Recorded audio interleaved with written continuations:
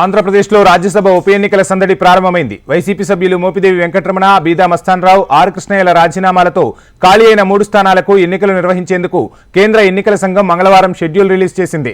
దీనితో రాజ్యసభ సభ్యులు ఎవరనే దానిపై ఆంధ్రప్రదేశ్ రాజకీయ వర్గాల్లో జోరుగా చర్చ సాగుతోంది.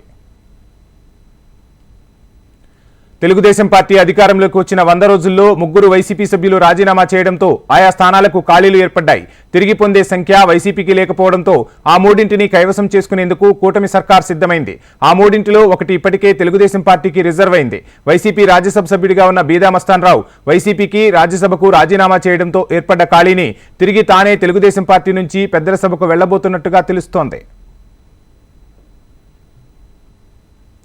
ఇక మిగిలిన 2 స్థానాలపై అందరి దృష్టి నెలకొంది. జనసేనకి ఒక స్థానాన్ని ఇస్తారా, అదే సమయంలో బీజేపీకి కూడా ఏమైనా ఒక రాజ్యసభ అడిగే అవకాశం ఉందా అన్న డిస్కషన్స్ జోరందుకుంది.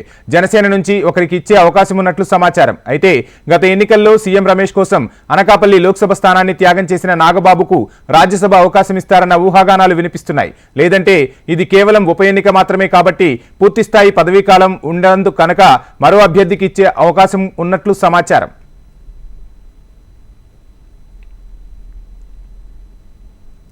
కాకినాడకు చెందిన తెలుగుదేశం పార్టీ నాయకుడు సానా సతీష్ కూడా అవకాశం కోసం ఎదురు చూస్తున్నట్లు తెలుస్తోంది. మరొక స్థానం ఆర్ కృష్ణయ్య స్థానానికి సంబంధించి 4 ఏళ్ల పదవీకాలం ఉండే ఆ స్థానాన్ని ఎవరికి ఇస్తారన్న దానిపై అనేక విశ్లేషణలు వినిపిస్తున్నాయి. సీనియర్ల కోటాని పరిగణలోనికి తీసుకుంటే ఖమ్మంపాటి రామ్మోహన్ రావు, అలాగే గల్లా జయదేవ్ పేరు కూడా వినిపిస్తుంది.